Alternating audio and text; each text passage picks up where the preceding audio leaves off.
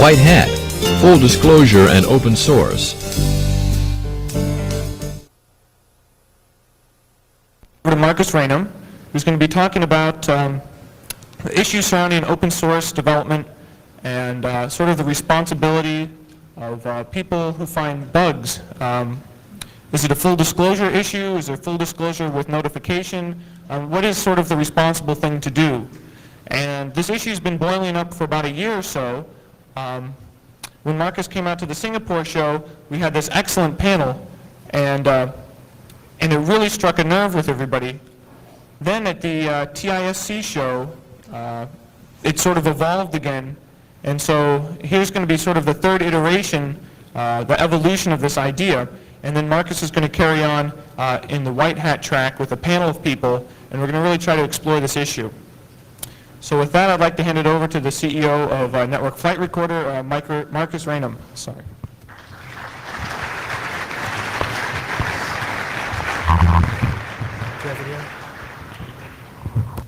Uh-oh. Windows. Can I blame Windows? Quick. There we go. Good. I changed the title of my talk for you. As some of you know, I've been getting increasingly radical on the issue of disclosure and how we're carrying about hacking these days.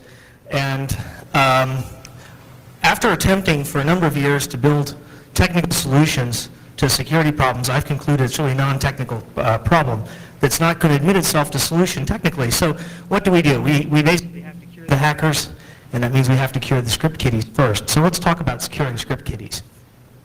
The bulk of this talk is discussing change and trying to encourage basically the lot of you to change. The people in this room are probably the most influential crowd I can talk to about this issue. I know that a lot of the people in this room are consumers of security systems. I know a lot of the people in this room are producers of security systems. And I know that a fair number of the people in this room are destroyers of security systems. And this talk is largely aimed at those of you who are destroyers of security systems. Some of you are my friends, but the things you do aren't things that I like, and I'd like to try to encourage you to stop in a public forum. I want to try to issue a call to change on how we perceive security, as well as how we disclose bugs, right? And we've also got an issue we need to call change for accountability. So it's not just the people who are producing the bugs that are accountable, it's all the software vendors that are producing crappy software that are equally accountable. We need to raise that level in parallel. I'll talk about that some. And I want to make some crazy predictions. I think one of the roles of a keynote speaker is to throw out a few wild things that they'll suffer for years later. So I'm going to make a few guesses about how I think things are going to go down, and 5 years from now you can tell me what a fool I was. If we're all lucky, you'll tell me what a fool I was. Okay. So the situation as I see it is that there are way too many script kiddies. In fact, what we're doing today by releasing tools through the full disclosure mechanisms, releasing tools and exploit information, is we are creating hordes and hordes of script kiddies, right? These guys are like cockroaches. On one hand, we're complaining about the fact that our dorm rooms are infested with cockroaches, yet on the other hand, we have diligent security analysts who are putting roach food down all the time. For some reason, the two don't add up, and that's what we've got to figure out how to do. The message is a big problem. Every conference, about a year ago, I decided I was going to start boycotting attending conferences that have classes on how to hack or how to do penetration analysis or extreme hacking or hacking disclosure, any of those kinds of things. And then I realized that I wasn't going to actually be working anymore if I did that. Every single conference out there that is supposed to be catering to the security community is simultaneously pandering to the hacking community by saying, here's how you can come learn so that you too can be a script kiddie. Okay? This is not elite, this is not sexy, and what it does is it sends a message to the media and the public at large that this is an appropriate activity for security professionals to be involved in. I happen to think it isn't. A large number of you will probably disagree with me, and we're welcome to take that disagreement to another forum later. You know, hopefully you won't beat me up in the parking lot, but you know, anything short of a beating in the parking lot, I'm willing to engage in. There are thousands and thousands of tools being distributed today. And the ostensible reason for distributing these attack tools, penetration tools, and vulnerability assessment tools is to allow us to improve our security. So I've got a question for everybody in the room. If it's improving our security, how come more people are getting broken into all the time? right? The demographics are quite clear that distributing these tools is not helping. It is in fact making the problem worse, and we need to figure out a way that we can change that mindset. My suspicion is that if we as a community aren't able to change that mindset in-house, we're going to have the brutal jackboots of the governments are going to come along and help us do it for you. I'm not from the government, and I'm not here to help you. Well, I am here to help you, but I'm not here from the government, right? You don't want to be in a situation 5 years from now where what you've got is some senior guy from the FBI telling you how all those security tools you've been using for years are illegal now. And that's where it's going to go down if you're not careful, right? There hasn't been any consistent effort to stamp out script kiddies. This is a big problem too. I own the Firewalls FAQ, and about 3 times a week I get email from some twink wanting to know how to break firewalls. And usually I send them a simple answer like throw it out your window or something like that. But, you know, I got a really good one the other day. This guy sends me this mail and he says, I want to be an elite hacker like you are. Please teach me your techniques. I want to make my career in this area. I've been caught 7 times and I never want to get caught again. Now, if we're in this is a real email, I swear. You know, if we're in an environment where someone is comfortable with getting caught 7 times doing something that they could get killed for in the right context, you know, we've got a big problem. It's not a technical problem, it's a social problem. We need to adjust those people's attitudes, and we need to do it very hard, very quickly. The other issue is that there's no perceived downstream cost for being a script kiddie, right? You can be a script kiddie 5 years ago, steal people's tools and, you know, I don't know, roll it up into a product, take your company public and cash out for 40 or 50 million bucks, which is, you know, happened in a couple of cases. And right now the environment is that if you get busted and spend some time for being a hacker, you can come out and get a nice cushy job for $80,000, $90,000 a year as a senior consultant for a security company. And if what that is doing is sending a message to the script kiddies that downstream being the worst script kiddie, getting caught 7 times and getting on the front page of CNN, is actually to your benefit. We need to figure out a way of changing that. Because as long as we keep showing the cockroaches that being cockroaches is fun and profitable and there's lots and lots of food for it, we're going to always have a sufficiently large population of cockroaches. Right. The main reason that we have to reduce the number of script kiddies is the targeting problem. There are thousands and thousands upon thousands of script kiddies out there right now. The number of hackers that are actually dangerous, that are causing problems, although if you ask them, they'd say they're just doing it for fun, but the numbers that are actually causing problems is a relatively small percentage of the overall hacker population. The problem is we can't even begin to target and identify those individuals until we start to reduce the signal to noise, or increase the signal to noise ratio. There are so many script kiddies probing our networks today, we can't even really tell what constitutes a legitimate attack. You look at your typical website, you know, it's going to get scanned 20 or 30 times a day by some guy who just downloaded a back orifice client or something like that, and it's just randomly trying IP addresses. We have to change that, because otherwise we're not going to be able to quantify, 1, the size of the real threat, and 2, the talent level of the real threat. So what we have to do is change perception. The good news is that the public at large, I believe, is changing their perception of hacking. You know, this conference and DEF CON following have an awful lot to do with the public perception of hacking. I've noticed a cooling in media coverage relating it. The fact that they took off CNN.com might have something to do with it. But, you know, biting the hand that feeds you isn't a good idea, guys. Anyway, I believe the public at large is getting sick of hacking. With the number of broadband to home connections and persistent connections, we've got a new class of security problems. It's no longer your company's IS department that has got a problem with people getting into your firewall. Now it's people whose individual home systems have been gotten into, and people are starting to get upset.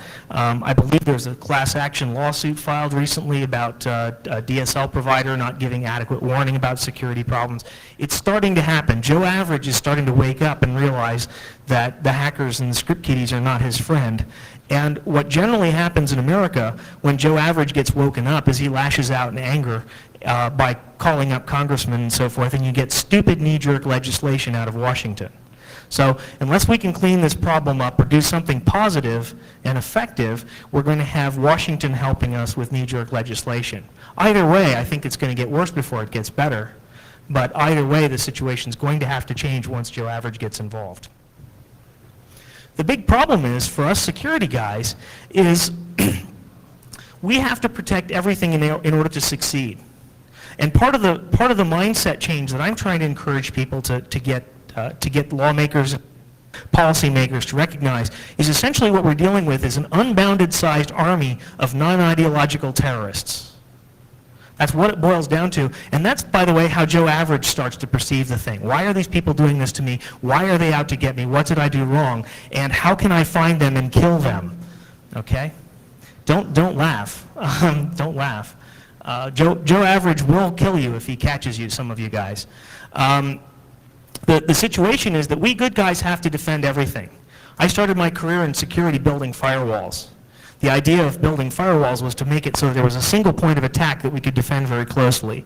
Things have become so distributed that you can no longer defend any one single point. You have to defend all of them. And just like the situation of being, an anti-terrorist force for government, all you have is the bad guys to be able to put one bomb in one garbage can any place in any of the cities in any of the thousands of square miles of your country, and they have won. So how do you fix it? The only way to fix it, unfortunately, is to take the battle to the enemy. And this is what I've been preaching for about a year. It's starting to lose me some friends, but that's kind of life. In order to address terrorism, you cannot defend all the points. And about, would have been the late 1980s, the governments of the world realized this.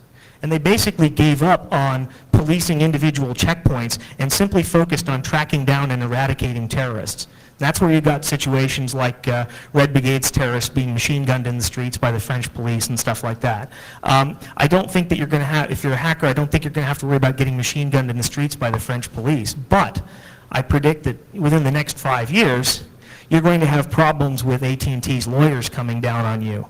And if I ever manage to make enough money that I can have lawyers on retainer, at least you'll have my lawyers coming down on you. So the situation as it stands, and a lot of this is tied into the full disclosure debate. We Americans have got a tremendous love of freedom of speech. I certainly do. I support our right to free speech and our love of free speech. Unfortunately, we tend to exaggerate free speech irresponsibly until some sort of dose of reality snaps us back. And right now, free speech and computer security has created this gigantic gray area in which people are completely comfortable carrying out extremely irresponsible actions.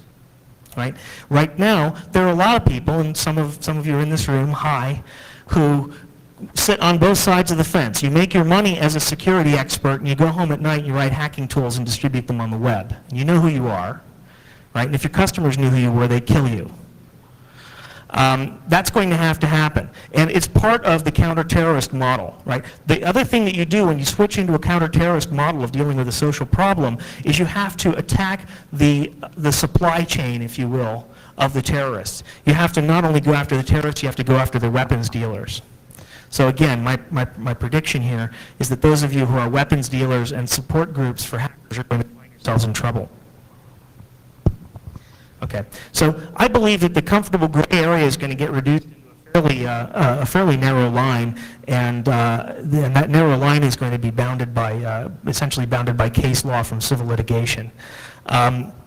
I also believe that what's going to happen, although I could be wrong on this one, is that eventually the community is going to wise up, and those of you who are smugly giggling about your careers as ex-hackers when you go out to become security consultants are going to find it more difficult to get jobs as legitimate security analysts. I certainly could be wrong about that one, but I hope I am. I hope I'm not, anyway. Now, the way that full disclosure is being practiced today, I believe, is self-defeating. Right? If you've got the right to free speech and you abuse it by shouting fire in a crowded theater, people will take that right to free speech away from you. Even though we've got a First Amendment in the United States, there are lots and lots of cases where you cannot say whatever you want in whatever context.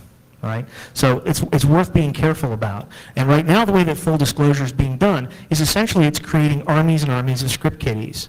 By saying, look, here's a new hack in Microsoft's blah, blah, blah, and here's how you can use it. And by the way, here's a tool that you can point and click and use to take down somebody's website. What you're doing is the equivalent of shouting fire in a crowded theater, because shortly thereafter, script kiddies who are totally unrelated to you will be taking down websites. The question there becomes one of liability, right? The other piece of the ideology of full disclosure is that it's going to somehow improve the state of security by causing vendors to issue bug fixes more frequently and causing vendors to take the quality of their products more seriously. And all I have to ask you in response to that observation is, do you think that's what's actually happening? I don't see any improvements there. We'll talk about that more in a second. Right? There's not really a whole lot of appreciable impact on bug report turnaround times. So what we've got here is the way that information seems to flow today in the full disclosure environment. Right? Someone finds a flaw. The flaw exists, but it is not yet found. And as somebody who's written security products, I can tell you every product I've ever written's got security flaws in it. And it wasn't because I was trying to have security flaws in it, it's because I'm a human being. Every single software product out there has got a security flaw in it. It just hasn't been found yet. So everything out there has a flaw. It becomes a vulnerability when someone goes to the effort of finding it. And there are two kinds of motivations for finding it. Right? One is they're trying to do harm, and two is they're trying to do good.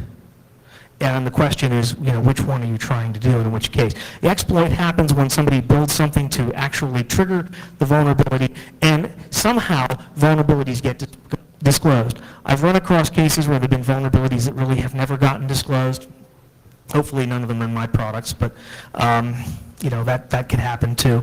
Vulnerabilities eventually get disclosed, and the way that they get disclosed seems to be, a tool gets created right away in the full disclosure model, and the tool gets distributed to script kiddies, and then there's this interesting feedback loop. As soon as the vulnerability gets disclosed, the good guys get in on the game by producing some kind of detection or assessment logic that will allow them to identify and possibly close it, and then eventually the vendor gets involved in the game, and the two seem to happen fairly close to the same time.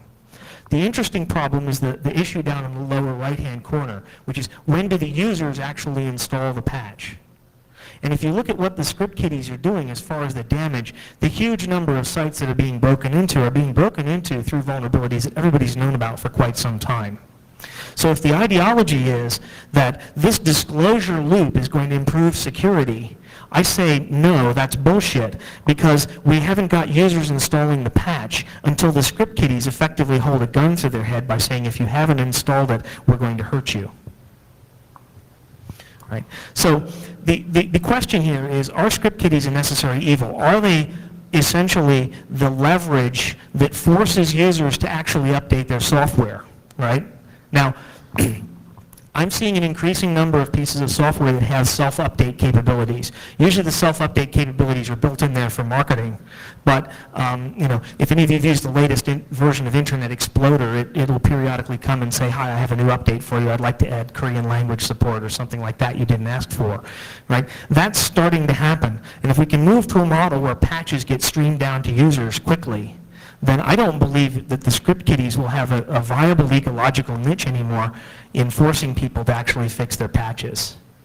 The other piece of ideology is, do script kiddies make it impossible for vendors to hide their mistakes? Is the purpose of the script kiddie in the ecology of security to cause pain?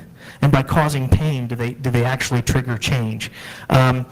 Again, I don't believe that that's the right way to cause that pain. I think that there are better ways and more effective ways to publicize vulnerabilities in existing systems, and we've seen how those are done. This is done all the time in aviation and so forth. We found a fundamental design flaw in this thing. It goes to the New York Times, the Washington Post, CNN, one of those kinds of magazines, and then people hear about it. Okay, so if full disclosure is working, if full disclosure is actually helping you the way that the advocates of full disclosure claim it is, why isn't the state of security improving? Right? Why are things getting worse? Why are there a constant flow of bugs? Why are there a constant flow of websites being taken down? Flipping through the conference proceeding this morning, I saw the attrition.org guys have wonderful charts of the number of websites that are being defaced. Right? There's people who are actually making a profession out of tracking the amount of website defacement that's going on. Right? One of the reasons it's not getting better is there's more vulnerability information out there. Okay? Users are still not installing patches. There are more script kiddies all the time, because as the number of script kiddies increases with nobody doing anything about it, it becomes safer to be a script kiddie. You get a schooling effect. right? And as long as the school of script kiddies is sufficiently large, eventually it's like marijuana users, right? If we rounded up everyone in the U.S. who's ever smoked marijuana, the only person left would be Bill Clinton. Sorry. I'm apolitical. I hate Republicans and Democrats, so that wasn't a political stab. It's just I hate liars too. Okay, so the state of security software really isn't improving any, right? So let's look at some of the myths of full disclosure, and we can debate these later this afternoon. I think it'd be fun. Myth number one: the hackers already know these techniques, so for your own good, we're going to disclose them so they get fixed. Right? Bad guys already know about buffer overruns, and since you don't know about buffer overruns, we're going to tell you about buffer overruns by shoving one up your nose sideways. The reality is that the script kiddies don't know those techniques. Script kiddies, in fact, don't know anything. There are some hackers who do know these techniques. Most security experts also know a lot of those techniques. In the cases where a whole new paradigm of security attack is discovered, it's usually found in the security community first, or very shortly, it's usually revealed very shortly thereafter. I've been working in this field for about 13 years now, and I've only seen about 3 interesting new paradigms of security bugs. Stack smashes are an old one, but they've really become very popular. There was some clever stuff done in timing against public key systems. You very rarely see a whole new paradigm shift in security vulnerability. The myth of full disclosure is if one of those paradigm shifts happens, we're going to tell you about it by shoving it up your nose sideways. Right? The reality is the good guys are going to know about it just as quickly. The other thing that's a problem with the first myth of full disclosure is what people don't realize is a lot of the vulnerabilities that are being disclosed are being researched solely for the purpose of being disclosed. And this is being done by disreputable security consultants who are trying to market themselves by taking a shot at Microsoft. It's being done by disreputable security companies who are trying to market themselves by coming up with vulnerabilities in each other's products. And this is being done by individuals who are trying to market themselves to their peers by having a cooler hack than anybody else. The second myth of full disclosure, right? If we go to a full disclosure environment, the vendors are not going to be able to hide their bugs once they're disclosed. Microsoft is not going to be able to deny anymore that Windows never crashes if we reveal that Windows crashes. Well, I don't know about you, but most of us figured out that Windows crashes some time ago. There's lots and lots of different ways of doing this. Now, the reality of this myth is the vendors seem to be perfectly capable of ignoring vulnerabilities once they've been widely disclosed. Look at the work that the Loft have done with successively dismantling Windows authentication systems, and it's still not fixed. Right? If full disclosure was going to cause these things to be fixed, you would think that a giant like Microsoft would have already fixed a giant flaw like the ones that LoftCrack exposes. No, in fact, LoftCrack is not exposing any flaws anymore. What it's doing is exposing users to having their accounts ripped off. Right? And sorry to the guys at the Loft, but stop distributing that stuff.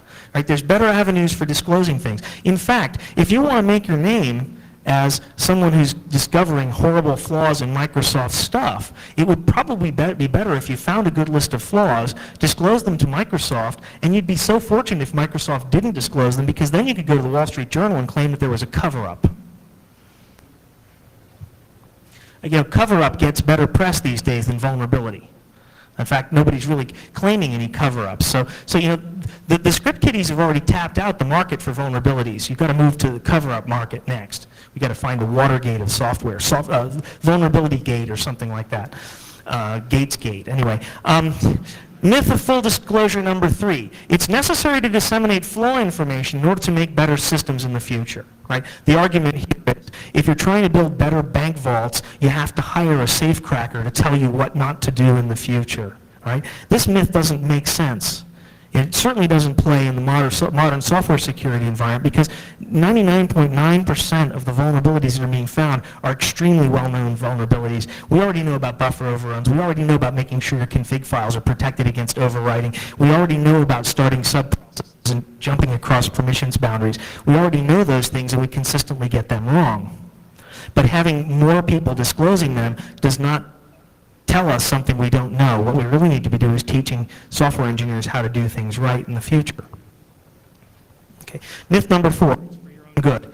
Those of you in the room who are being punished by script kiddies for not updating your software are all supposed to feel very thankful to the people who are publicizing these flaws on BugTrack, right?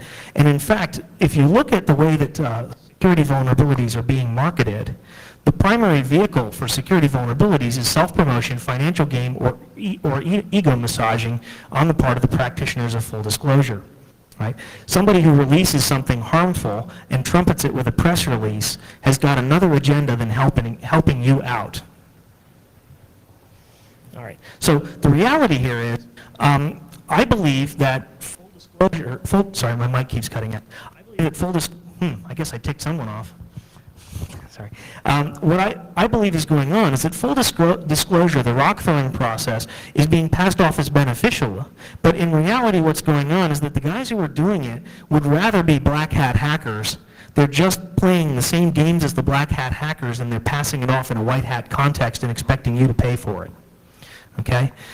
The other issue is a lot of the vulnerabilities are coming from people who don't actually know how to build useful things. They only know how to build destructive things. And this is an interesting open question. If you look at the folks who are building these things, you want to ask them, why instead of building a new trick for breaking through a firewall, aren't you building a new trick that will fix a firewall and sell it for $5 a copy?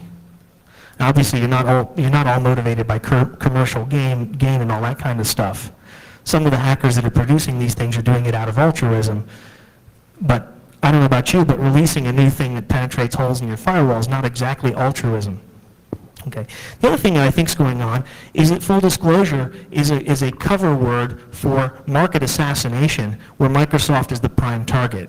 Everybody hates Microsoft, except for us happy Microsoft stockholders.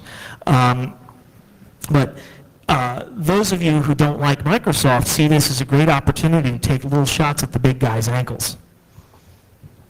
Okay, so the challenge is, for those of you in this room who produce tools, for those of you in this room who release vulnerability information, for those of you in this room who promote new hacking techniques, why don't you build something? Why don't you build something useful? Why don't you come over on my side, where I stand, trying to build things that you guys have been attacking, and see what it feels like? Why don't you try to build your best and let the other guys take a shot at it? Show how good you are, rather than how bad other people can be, right? Build a better firewall, build a secure browser. Build an intrusion detection system. If you're so hot at finding holes, you should be very good at finding hackers, right? Build a secure operating system. Then you'll truly understand the pain that the guys at Microsoft feel. Build something productive and something worthwhile in the community. Those of you who are consumers of security products and security information, put the inverse hat on. If you see somebody throwing stuff at you, if it doesn't pass these litmus tests, if it's not productive, if it's not worthwhile, ask yourself, what is this person's hidden agenda, and why are they giving me this thing? Okay? That being said, I'm not just blaming the script kiddies. I'm not just blaming the hackers. We've got to raise the level of accountability on both sides. The problem is we can't raise the level of accountability until we start to address some of the social issues, right? The people who are releasing the tools and exploits are going to have to be held accountable for the consequences of their actions. I don't believe that in a couple of years it's going to be acceptable anymore to post a tool and say, hey, I just published this tool, and it's not my fault if someone's website gets broken into using it. I don't think that argument's going to hold up very much longer. The flip side is, I believe that vendors are going to wind up being held accountable for their actions if you can prove culpable negligence by not fixing a problem. So for example, if Microsoft were sitting on a security hole, like the guys in the full disclosure debate seem to think that they do, right? If Microsoft were sitting on a security hole and burying that fact for months, and someone is able to prove that they were doing it, that's a wonderful fuel for a class action lawsuit. I don't think they're stupid enough to do that. Okay, so some predictions. I believe that the public are going to get sick of this situation within the next 5 years, and we're going to switch over to a counterterrorism model. I believe we're going to start persecuting hackers, and essentially it's going to turn into a witch hunt. That's a guess. Second prediction. I believe that authors and distributors of attack tools are going to wind up on the receiving end of high-dollar civil liability lawsuits. We've already seen some very interesting cases around the DECSS stuff. People are the recording industry is perfectly willing to trample on your First Amendment rights. And I believe that eventually someone's going to release some tool that is going to be so damaging that a number of corporations that feel that they've been harmed are going to civilly litigate them out of existence. And what's going to happen when this happens is, there's going to be a lot of sorry faces and hand wringing. I can't understand the tool writers who signed their craftsmanship today. Third prediction, which follows from the second one. I believe that law enforcement's role in computer security is going to be reduced.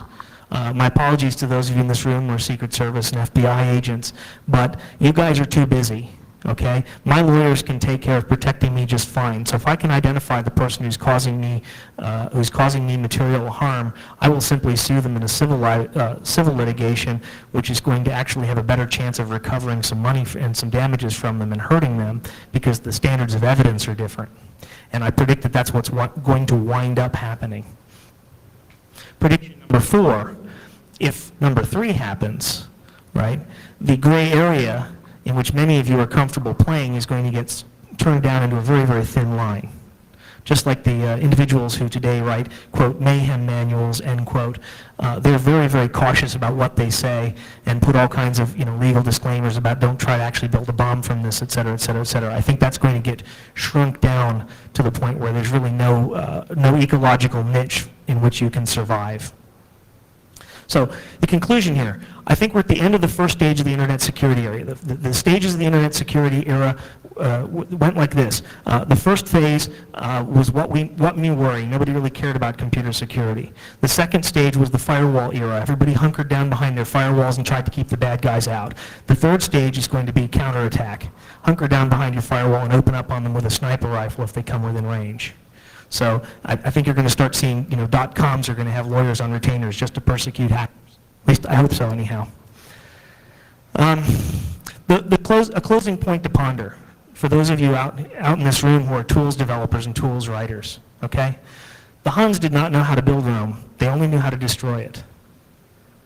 The tools writers and the hackers don't necessarily know how to build a firewall. They only know how to break firewalls. Okay, if you want to show us that you're so good, why don't you dust off a compiler, get a keyboard, and show us that you're good at doing useful stuff rather than finding holes in other people's work? Okay. So I don't think I have any time to field questions. Does anyone want to throw anything at me? I'll dodge it. Where's Jeff? Or Bruce? Okay, I'm just going to get off the stage.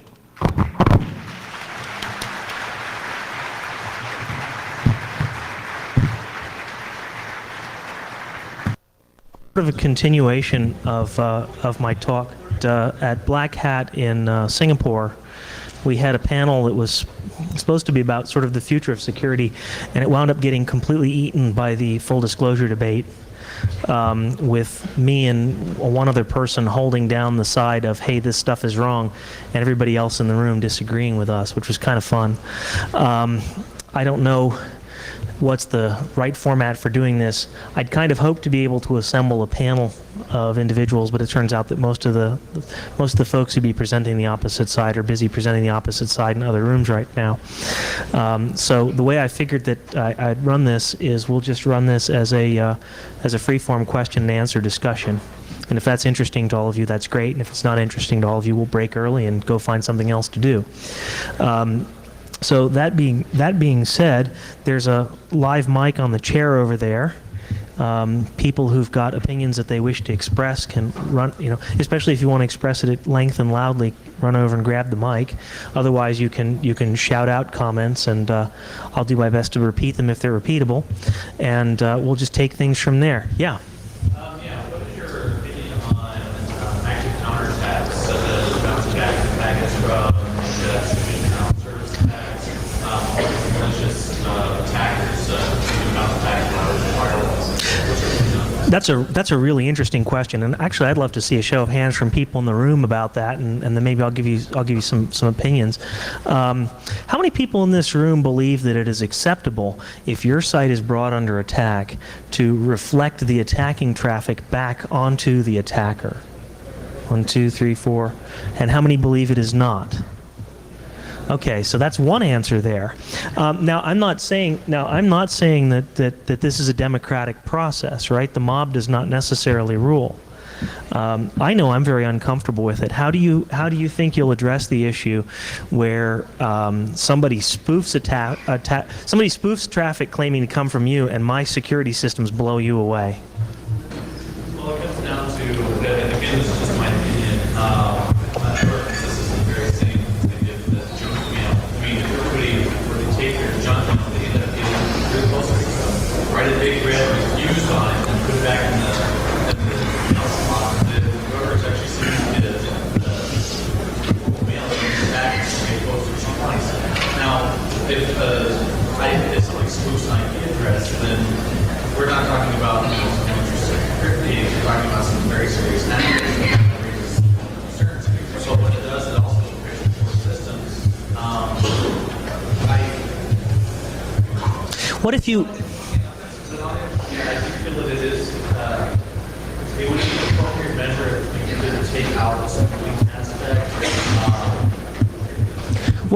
How would you feel if I sent you a piece of bulk mail addressed from the president, and you returned it unopened, and later found out it had a bomb in it? That would suck. Well, you're right. It would suck, but I wouldn't be opening it anyway. It comes down to protecting my core systems. Not when the Secret Service were beating you with a rubber hose, you wouldn't. Well, you're right, but I mean, I'd much rather be beaten with a rubber hose than dead. You know, it comes down to that point. Granted, if somebody is hit a company with a distributed DOS and is actually borrowing IP addresses from remote clones, then the system or the company that has those systems that are actually generating this traffic, they should, one, be aware of it, okay, or be informed of it, and two, is it really my responsibility to inform a company that they've been corrupted? All I'm trying to do is protect my systems. Now, what I can do as an alternative is just drop those packets and drop the information. But if it's just some bunch of kiddies or a bunch of people just trying to go in and hack and not in a very unsophisticated way, then I don't think it'd be too terribly wrong to give the giver. And again, that is just my opinion. There are two trains of thought in dealing with people who wrong you. One of them would be typified by Malcolm X, which is we're going to take our guns and we're going to go rumble with them. And the other would be typified by Mahatma Gandhi, which is we're going to tolerate you and pray that you go away. And I have to say I come from the Gandhi school until the point where somebody has identified themselves as a sufficiently malicious character, in which case I switch over to Attila the Hun mode. Yeah. I wanted to ask you for a minute about your opinion from a consumer's point of view. Imagine, if you would, a situation where we've moved into the counterterrorism model, and we've told companies, okay, instead of law enforcement, litigation, and we are going to become responsible and start reporting these attacks to the appropriate companies. I imagine a scenario where instead of individuals having individual security, we're now going to be relying on the companies that provide the connectivity to provide the security as well. And my fear there is a situation where the companies are going to become incredibly paranoid and very, very overly restrictive, more so than ever would be necessary to protect the networks. For instance, ISPs suddenly only allowing port access outbound on port 80, and that's it. And that's all you get for your X number of dollars a month. Well, that's an interesting point. One of the things that happens if you, one part of my job is I work a lot with lawyers because, I have to. And when you ask a lawyer a question, their answer is essentially, if there's not a law saying that you can't do it, and there's not a law saying you should do it, then you shouldn't do it, because doing anything is more risky than not doing something. So I suspect if you were an ISP and you went to your lawyers and said, what we're going to do is we're going to restrict all traffic to our customers, so the only thing you can do is outgoing port 80 and DNS, unless they have signed a waiver saying that they're accepting all liability for their packets. Their lawyers would be all over that and say that's a great idea, and in fact it would probably become mandatory within a very short period of time. Don't get me wrong, I'm really scared about getting lawyers involved in this situation. I think if we get lawyers involved, and that's the first step to getting the government involved, and that's just a bad thing for everybody. On the other hand, the current situation situation is completely out of control. I guess the root of my question is, how do we balance the need for this more active vigilance in the community with the need to keep the internet an open environment? Well, first off, I don't think that the internet needs to be an open environment. I'm a little radical about that. We won't go into that in any more detail. But the balancing issue there is always one of control.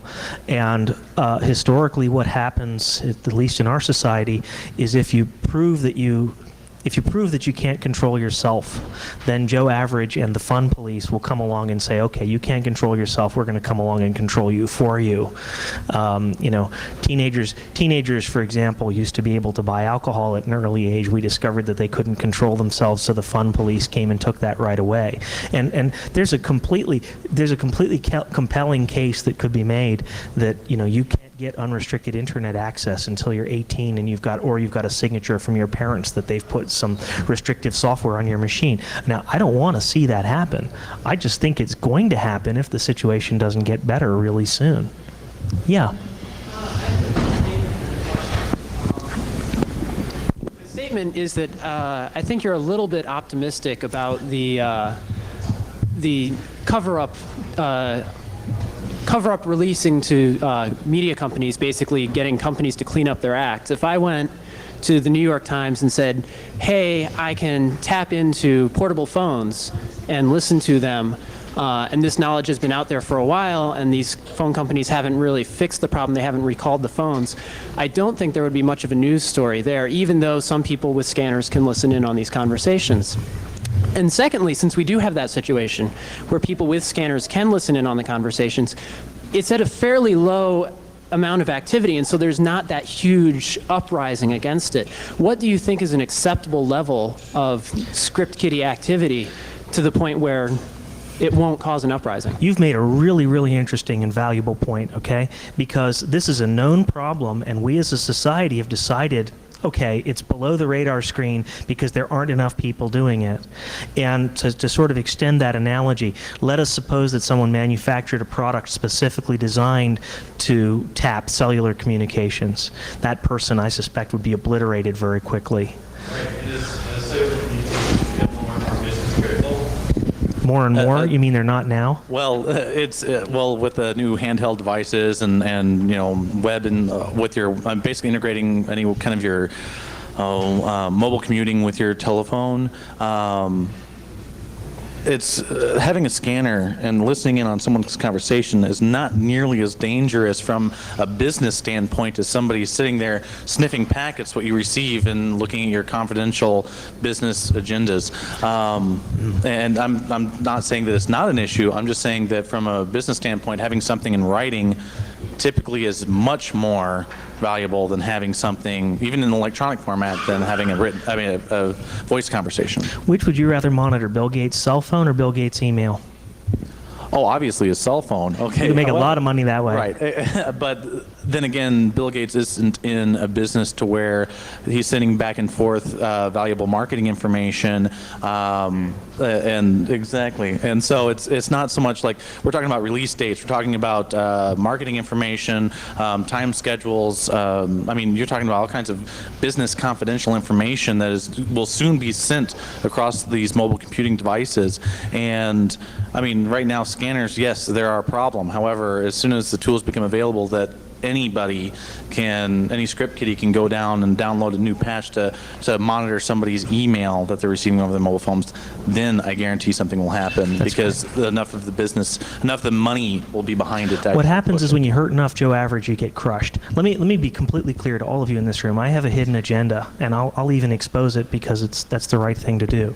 Okay, in American society, when we're dealing with a difficult problem, what we tend to do, because basically I think Americans libertarians are, as a society, fairly sane people. We tend to hang sort of in the political center of the issue.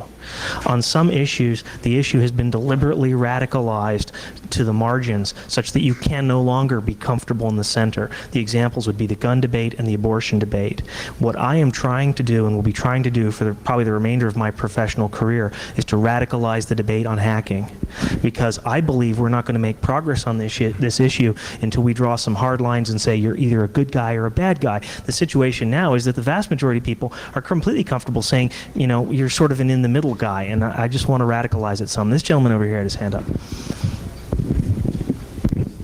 I agree with most of what you said in the other meeting. One of the things that I did find an advantage to full disclosure, and I'm a little bit worried about if we go back to a mode where we don't have it, is with full disclosure, the security professionals actually get some of the information usually as fast as a lot of the script kiddies or whatever are starting to exploit it.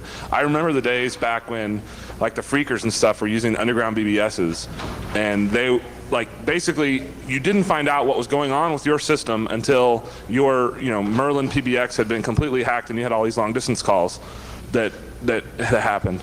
You didn't figure it out until like 30 days later, and then you really didn't even know what had happened or what the fix was. But if that kind of stuff was publicized at the same time, which is kind of what's starting to happen now, or what's been happening over the last couple months, then those people know, wow, this vulnerability exists. Here's a couple things I can do to mitigate it because there's a discussion about it and things are happening.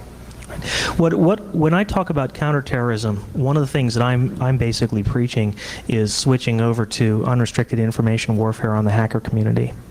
And classic things that you do in a military intelligence or counter-terrorist environment is infiltrate.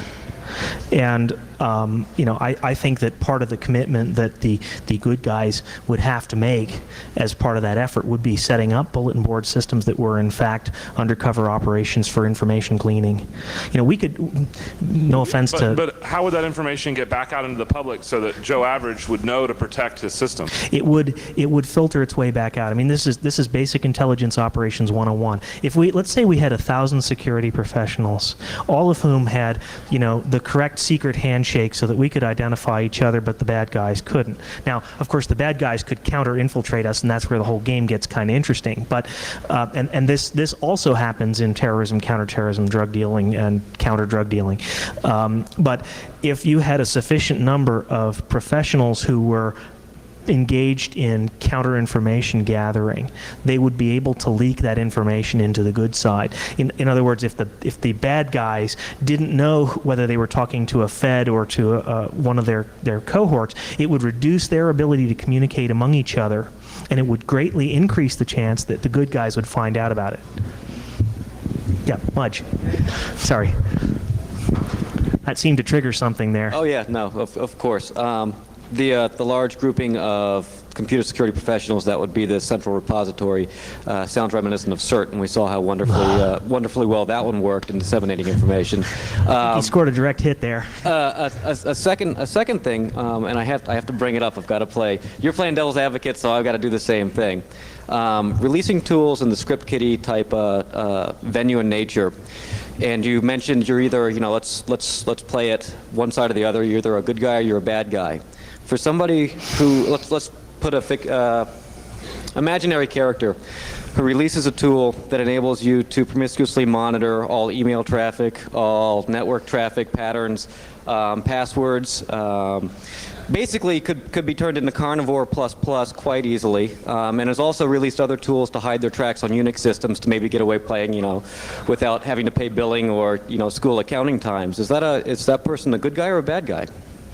Well, that's one of the problems with any kind of tool. I would say the person probably has to have an answer to that question, and it's appropriate to ask it in a public environment.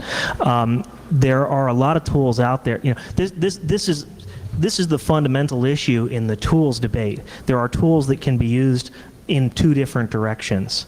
I think that the thing that needs to be looked at is what is the majority of the way that the tool is used in operational deployment. If you have a traffic analysis engine and it is mostly being used for intrusion detection, you probably say it's okay, but if it's mostly being used for password capture, then you would call it a password capture tool. And again, the gun debate is, as much as I hate getting into that whole steaming kettle of dog mess. It's a great analogy, right? As a society, some people seem to have decided that assault rifles are evil while bolt-action hunting rifles are not. Why? It's because of the attitude and the deployment and stuff like that. And I think what's going to happen is that tools are going to fall under those same kind of analyses. I think if honestly, if somebody were to release a tool like, let's say, Back Orifice and sell it as a systems management tool, and hackers started using it, that would be one thing. If somebody promotes it as an attack tool and then subsequently tries to put a gloss of system management varnish on it, then that's going to probably, you've cast the dialogue on that tool in an interesting way. I mean, you've taken Media Training 101. You didn't answer the question, though. Are you a good guy or a bad guy? I'd say I'm a good tools. guy. I'd say I'm a good guy. And, that's, well... Okay, so I failed me. Actually, I haven't taken media training. This gentleman over here, can get the mic over to him. That was a great segue there.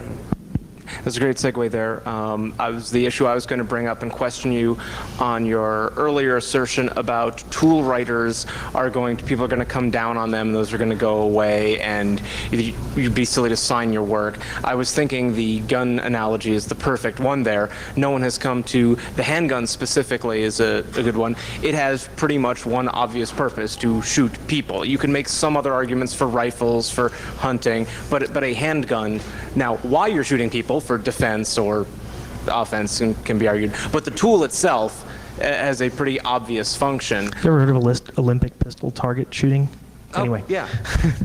No, you can certainly do that recreationally, but the primary function of the tool, there's an example in real world, I think, where the tool's primary function might not be for the best, for the highest common good, but people don't come down, and there's a polarized debate on the issue, but they don't come down on the gun makers and say, you're going to stop making guns, or we're going to sue you for making guns. Yes, they do.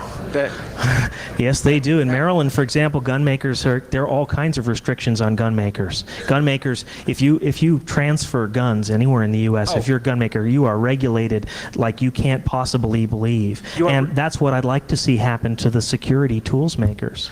Okay. Sorry, I misspoke. They are regulated. I was taking the analogy you said of the tools would not be made. Regulating the making of tools is different from what you were saying before. Indeed, there was a massive series of lawsuits against the gun industry for damages by several states' attorneys generals, claiming that by selling guns into their district, Smith & Wesson and others had essentially cost them tremendous amounts of damage in dealing with it. What was the end result of those trials? It's still dragging on. Lawyers are getting... The end result was a bunch of lawyers got rich. Yes, and so in that extent, I think you're absolutely correct as far as the tools. There will be lawsuits. I just question the end result of your point of the tools will actually go away. Well, there is a danger to releasing tools, and I think it's going to happen. I mean, Mudge kind of twitted me on the issue of cloak.c, which I wrote when I was an undergrad because we had a no games playing policy on our Unix machines, and I like to play Rogue. So, arguably, I'm an ex-black hat. Well, that's the closest I've ever come to violating system security. The tool makers today, I mean, I just don't understand. They mustn't be talking to their legal counsel, because producing something that is designed solely to take down other people's networks and releasing it, I would think that you're incurring a substantial risk for getting zapped down the road. Cool. Hey, Joel. You want to talk about the other side? Yeah. Okay. Actually, does anybody else wish to join us up here as panelists? Mudge, would you like to come on up, Mudge? I don't want anyone to think that I'm hogging the microphone here, but some of the people didn't make it until a little bit later. Let's see, who had their hand up? How about Lou? There. Oh, no, I'm not on his side. Oh, sorry. Yeah, sure. I think there's a historical parallel, and I'd like you to explore it. When this country was founded, there was this kind of procession westward. And in that procession, there was a search for some kind of order, law and order. And there wasn't a lot of law and order. In order to develop order, the country went to vigilantes. And in the vigilante movement, there were excesses, often wretched excesses, which in turn triggered the development of other vigilante groups to silence those. Now, part of what I'm wondering is, in your call for unrestricted warfare, is there some potential for vigilantism? Well, I'd say there absolutely is. What do you guys think? Well, the strike back stuff was kind of popular, about 6-8 months ago, and has been. Who had the firewall? Sidewinder. Sidewinder, right? And I think it's kind of, in my view of things, has been roundly sort of, put on the fringe as something that people don't want to engage in. I mean, we should try to combat these things, but I don't know if counterterrorism is the best way to go about it either. So I think I tend to agree. Yeah, speaking to the mic. Is this on? Okay. How much? Oh, okay. The other gentleman on my panel, this is Joel Scambray. He's one of the gentlemen who teaches the extreme hacking class that I was dissing earlier. And the other gentleman here is my good friend Mudge, who is from the Loft. Dr. Mudge. Geez, I don't even really... Now at stake, who has produced some of the tools that I was dissing on earlier. I also have co-authored one of those how to hack manuals called Hacking Exposed. He's a mayhem manual writer. So I'm to the left of Marcus, or to the right. I'm not sure, but well, that's the whole issue here. I'm trying to polarize the dialogue so we can at least say what is good and what is bad, and then we can work it out from there. I've got a different solution for the vigilantism and the attack backs, which is I believe that all of the here we go, all of the large organizations out there should be engaged in their own war college activities. What I really believe should be happening is everything that has been said so far, and I will be extremely surprised if I go through this conference and I don't see everybody in reactionary mode or reacting to particular things. And nobody is sitting there going, my organization is going to deploy XYZ technology, and damn it, I'm going to rip this thing apart. I'm going to find the new attacks. I'm going to design them. I'm going to build threat models around it. And that's the only way I'm going to understand how to prevent against these future attacks that are coming out down the road. The classic line of, and I think it was Churchill, and he had so many great ones, if not, we'll attribute another one to him. The worst case scenario should never come as a surprise. And if you sit there and you set up a Sting bulletin board system or a Sting website because you're just trying to suck off information that other people have already done this sort of research on, and you're already behind the times, you're already in a defensive stance. What you need to be doing is figuring out where these new attacks are going to be coming from on your own based upon how you're using the technology, what weaknesses, what stress points you're introducing. And sure, sometimes you have to test that, and you will have to design these tools, and you will have offensive tools that you have created because of this. But it's the only way that you can actually buttress up and buffer up your defenses beforehand. Yeah, let's get the mic to this. Let's get the mic to this gentleman here who's been patiently waiting. Oh, he's got it already. Magic. Go ahead. Just happened to be here. Earlier you had mentioned that you wanted to see tool makers licensed or regulated in some form. I'm wondering if you're envisioning a day when security professionals are going to need to be licensed. We're going to have to validate ourselves in some way in order to possess the tools. And is it going to become a case of own a script, go to jail? And let me just ask a follow-up question as well, which is, what happens to the people who aren't strict security professionals? For example, systems administrators. Are we going to say TCP dump is now an illegal tool that has to be regulated? Are we going to go to the level of system calls? I mean, how do we define who gets regulated, and how do we define what gets regulated? As long as you sign your ActiveX controls, they're secured.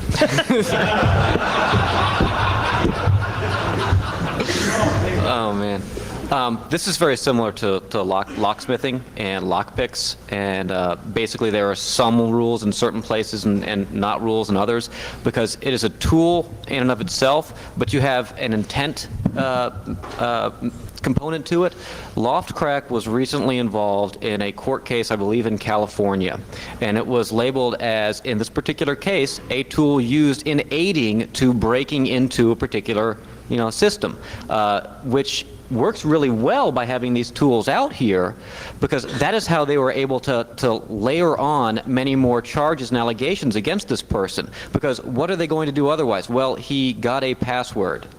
Well, no, they charged him with owning breaking and entering tools with the intent to use. Now, if he didn't have the intent to use, they're not breaking and entering tools.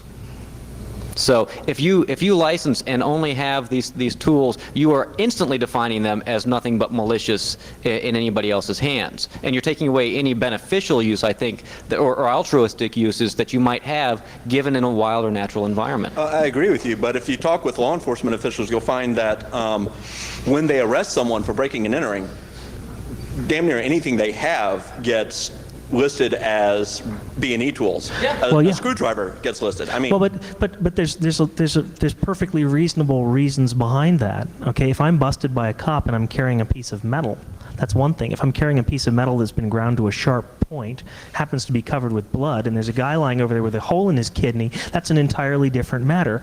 If I'm busted with a copy of Loft Crack and I'm Mudge and I wrote it and I'm not releasing it, or if I'm busted by or if I'm busted with a copy of Loft Crack and 50,000 passwords that I've gleaned, those are two completely different issues. We've got the legal constructs for dealing with all of these things already. I just want to open the debate on where and how. Certainly, but what we don't have right now is the ability to accurately identify the sources of the attacks. So what happens, using your mail example, with packets? Somebody sends packets, looks like it came from you. They investigate you, they find you have certain tools. Bang, you're busted for possession of those tools, but it wasn't you who perpetrated the attack. I just want to say I get really nervous when discussions of intent come up, because proving intent is like saying, I know what you're thinking. I'll give you your father's answer to that, which is if you've got stuff that you're afraid someone's going to pin on you for carrying, don't have it. Well, okay, so I got to give back my Daisy BB rifle, and Dad. And my conscience. And my conscience. I think that, let's talk about possession of drugs with intent to sell. So if you have 50 copies of Loft Crack, you're in trouble, but if you have one, you're not. I don't know. By the way, Loft Crack 3.0 is coming out in about 2 days. So. All right. That's intent to distribute. Let's take a question from over here. You. Yes, you. Yes, you with the hat. Oh, sorry. There, that's better. It's being recorded for posterity. I'll keep it G-rated. As far as the gun analogy, which seems to have something to do with network security, I would suggest that the assault rifle is a rapid-fire delivery of slugs, and a bolt-action rifle is a slower delivery of slugs. Therefore, if you run Nmap and you port scan someone very quickly, that's bad, but if you port scan them by making individual connections one at a time and letting them time out, that's okay. I'm not sure I really follow that thinking, but I didn't want to go there. What I did want to say, I'm a little surprised at the nature of this discussion going into all this technical stuff, because I've got a page with over 3,000 Class Cs of Telnet connections. And is Doug Sung in here? Too bad. When Doug was at Usenix, Doug sniffed the wireless network at Usenix and found all kinds of wonderful user password combinations. And Usenix, for those of you who don't know, is attended by some fairly intelligent people. So my thinking here with respect to the tools is, it seems to me the tools discussion, for those of us who are technical enough to appreciate the minutiae of whether or not certain tools are good and the intent and all that is a great thing, but we still have people using Telnet. We still have clear text passwords going out there. Let me get this right for the record. You're blaming the victim? Yeah. Okay. Yeah, I think we really might want to address that in this discussion. I raped her because she was dressed like a slut. I sniffed his packets because he wasn't using encryption. That is not a valid argument, sir. And I'm afraid I don't agree with that as a valid extrapolation, but if you want to go that way, that's fine. I don't consider that valid. The computer security community and the internet is wide open. Bomb making and prawn notwithstanding, it's there. I don't think a lot of us would be working if it wasn't for the user community and their lack of attention to these sort of things. As tool makers, isn't it our responsibility to address those things that we already know? I mean, to go back to your analogy of your father, if you're afraid that you're going to get raped, don't dress that way. If you're afraid you're going to get raped, carry a 44. Do you guys have let's take some comments from the other panelists. That one's really kind of a touchy issue. Well, no, it's yes, it's a liability issue.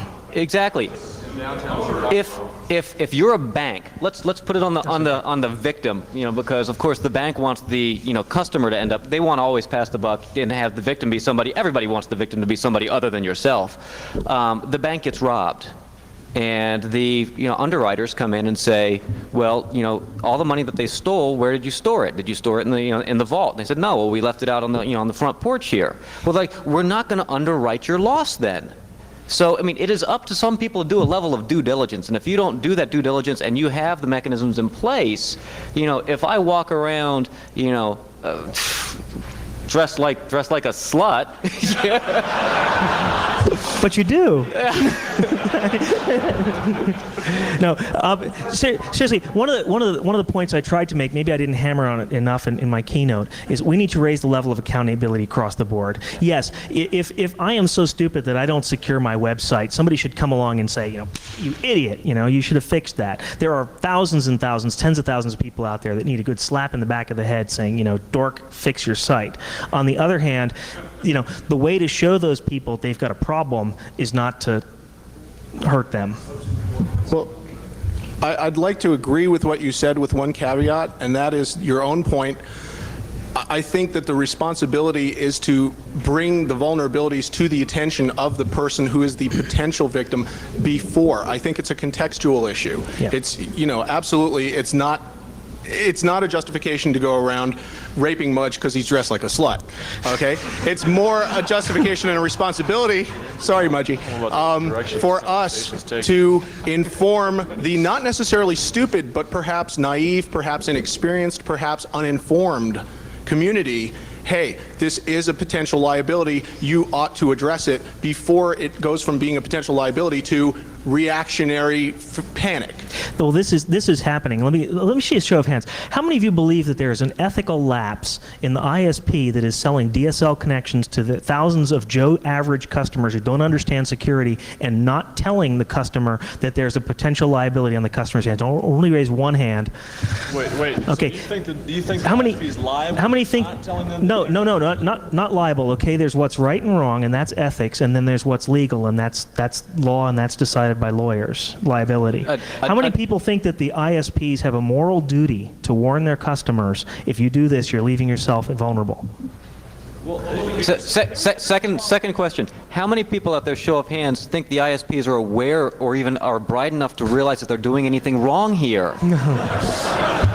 Maybe that's half, the minority yeah. all of a sudden. Some are. Are they the majority? Yeah.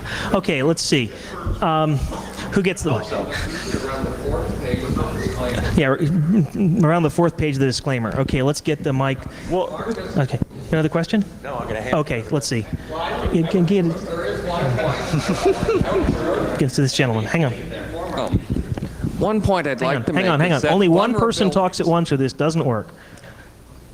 Now? Yeah. No, one point I'd like to make is that vulnerabilities are never disclosed as just vulnerabilities. What happens is they're disclosed as either a vulnerability and here's the exploit, or there's a vulnerability and here's the defense. And to me, that is the defining issue. Whether it's identified as with an exploit or a defense, that tells you whether it's black or white. Can I?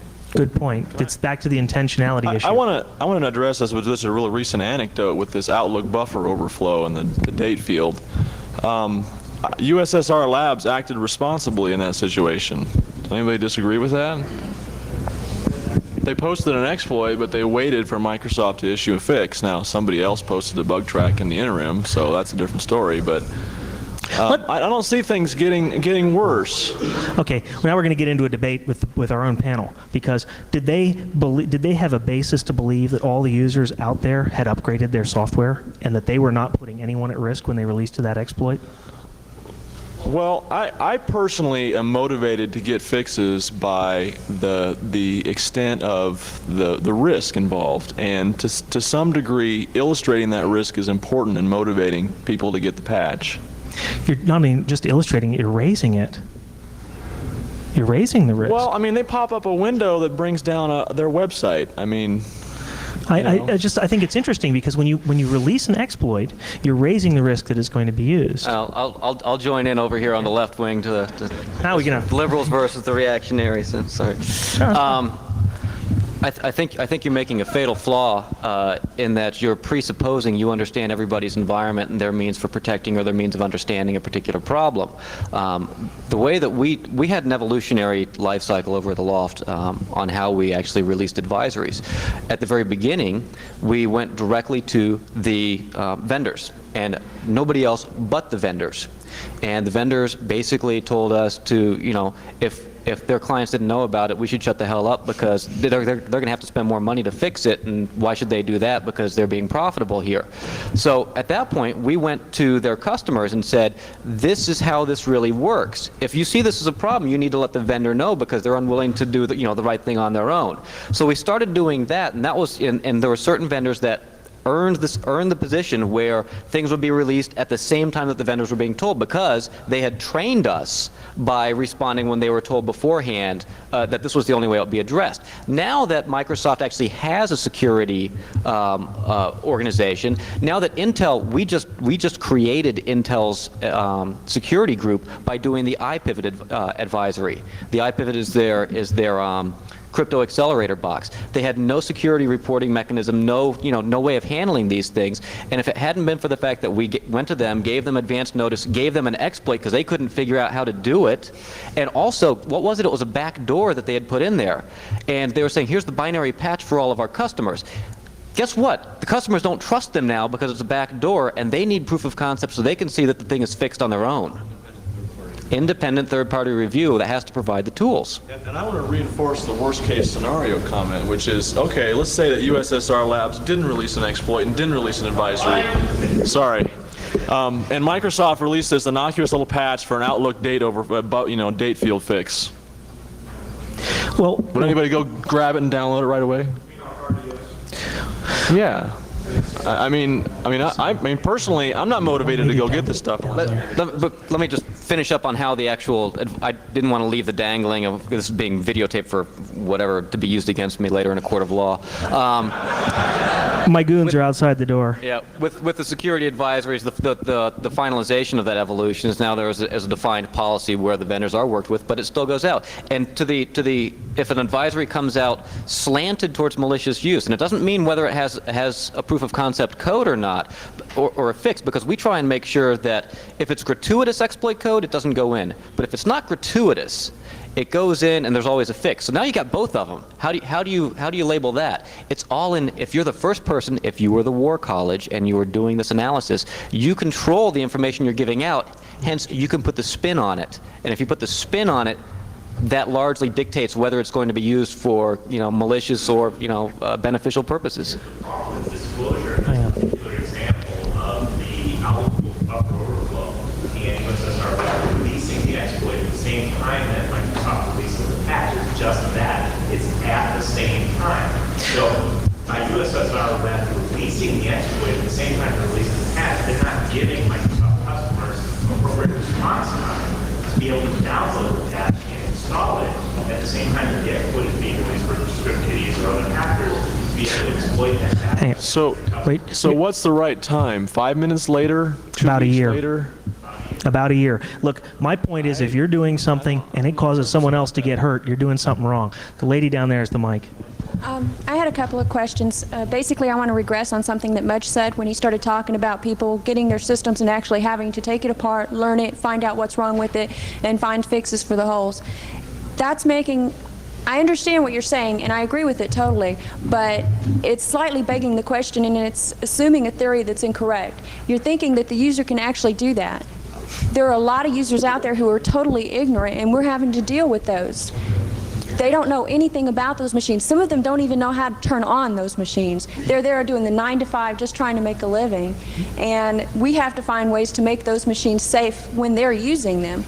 That makes our job a little bit more difficult. We can't say, okay, you just got a system, figure out what's wrong with it, and fix it. No, I agree with you. I think what happened is you potentially mistook who I was addressing. I don't want the end users to do this. I want the large companies to do this. I want AT&T, I want Microsoft, I want Nortel, I want Sun to have internal war colleges. I want, when people sit there and get hit with this distributed denial of service attack, and I'm sitting there at the White House with the President, and Charles Wong of Computer Associates says, well, Mr. President, are you going to impose, liability on us for this, since we were basically, all of the people were aware it's an old problem. He says, no, you guys need to police yourself. They said, fine, no problem, we didn't lose any money. Nobody lost any money, go away. Okay, I understand what you're saying. Those sorts of corporations should have been able to publish the information, should have been able to address this before it actually happened. I think if you try and educate every end user in the world, that's a scalability problem that you're never going to win. But if you start designing things, your only chance to win is when you get into the design stage. Tactically, it's the scaling problem. Exactly, but at that point, you've just proved what Marcus was saying earlier, in that you have to go through the proper engineering, you have to look at the security side of it, you have to look at the companies. Number one, you're assuming that all the people in those companies are intelligent, and number two, you're assuming that the United States President is intelligent. When I worked with him as a governor, that wasn't the case. No, we're not. As a matter of fact, when he was the governor, he was one of the ones we were showing how to turn on the computer. I don't expect him to be remediating systems or designing, the secure strategy on the bit and byte level. Now, another thing that this is something that's just so internalized to me, I probably don't do a wonderful job of articulating it. When I say designing a system, if you're an ASP, it's not that you're Sun Microsystems and you have to do this just for Solaris. You do this for any of your infrastructure. When you're growing a company and you're starting to I've got this huge mega pipe going out, I'm doing this sort of traffic analysis. I've got OC48s that I'm doing whatever modeling on. I'm an ASP and I've got all this back-end equipment. You look at the interactions of what you're going to happen, because that's where all the stress points are. It's when I get product X to interact with product Y, and I want to theorize all those attacks.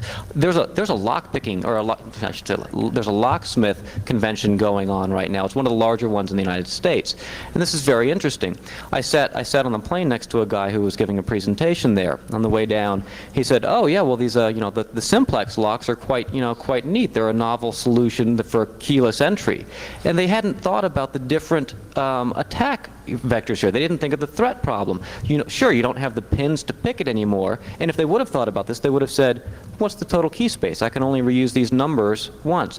Boom, I can go through the entire thing in 10 minutes. How do I figure out what the numbers were? Can I walk over with a number 2 pencil and use the eraser and leave little trails on them, so when somebody pushes them, I now know what the combination was when I go back over. If you think of these threat models beforehand, you can prevent them before they actually happen. That's not for the end user who installed the simplex lock to be responsible for figuring that out and defending themselves. That's the people who are designing the simplex lock, or the people who are the integrators or the installers that are supposed to be masters of this particular technology for your secure environment. I agree with that, but the problem with that is it's not the companies that are suffering the consequences, it's the end users. And until we find a way to make the companies suffer the consequences and make them pay the bill when the end users suffer, it's not going to make any difference. That's the flip side of the blame the victim argument, though. The victim is too stupid, and therefore they're doomed. Not stupid, ignorant. I mean, No. There's a difference. No, she's not blaming the victim. She's taking the role of the victim. She's saying, hey, it's wrong. You're hurting people. Everybody drives a car on a road. Everybody has a phone connected to a phone network. If you get a call from a telemarketer and you spend your life savings buying a bridge in Brooklyn somewhere, can you sue somebody for that? Fraud, yes. Yes? Yes, you can. Yep. Absolutely, you certainly can. What the mic to this guy here who's been patiently waiting for a while. And while it's being handed over, What I'm saying is that there are companies putting out products that are not our products. They're not suffering. The people that suffer I agree with you. So now let's look at the threat model. How do you convince these companies to actually do the right thing? Because they're not the ones that are suffering. They're not the ones losing the money. Well, you instantly take the security, and this is a little paradigm shift. It used to be that security was the cost center. You know, if you go to like the IT security group or putting security in a product, they say this is going to cost us a lot of money. What's our return on investment? The customer is going to buy it whether we do it or we don't do it. So screw the customer, right? That's basically what you're saying, because they're not the ones, the company's not the ones being hurt.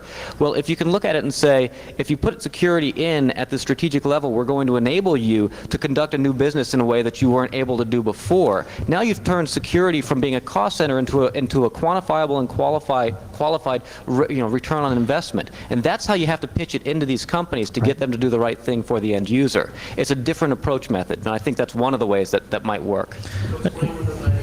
Well, let's take the gentleman here. Thread change. Okay, I know I'm going to get lynched for dragging us off this topic here. I want to return to what I see as one of the more core issues here, which is raising awareness, getting Joe Average to the point of being annoyed where something happens. And I think that exploit code has been seen as a tool to do that. But there's potentially a different tool which would be equally valid. And to borrow some terminology from Marcus's earlier talk, that's detection logic. That's sending out some kind of test which is harmless, but would still indicate that there is a problem. Now the problem, of course, is technically how do we make something that's harmless that can't be reverse engineered and turned into exploit code? Right. I mean, if you sent everybody a piece of email saying, if this is working on your browser, go to this site to download a new copy because you're in deep doo-doo right now. That's perfect. And that's the 0 day. That's the 0 day argument again. So you're vulnerable. You should get this patch. And we're not going to tell you how it's exploited for a year. That's right. What keeps the site from coming back and saying, oh, this was a hack, it wasn't really Microsoft, or it wasn't really Right. The whole thing that totally smokes me, though, is that end users who really, let's have a moment of pity for the end users. They're not sophisticated enough to do anything about this, yet they're the ones who are taking the brunt of the damage. Marcus. Oh, yes. This admin's no hell. The gentleman there in the checkered shirt. I want to take this discussion a different direction here and go back to something you mentioned in your keynote speech, and that relates to open source code and having script kiddies and others get towards being a more productive, dare I say it, member of society, and the defense against that, one of the defenses or the tools that you mentioned being civil litigation against them. Let's take an open source application such as Linux, where we have many different individuals participating in the development of such an open source application. How are we as users, or even corporate users, going to be able to protect ourselves with civil litigation when we may not even know who the author of that piece of code is that's affecting us? And there are several people who are willing to come forward, such as Munge and other people who have come up with ways of hacking into that, but then there's many others who are staying hidden behind the scenes, behind the curtains.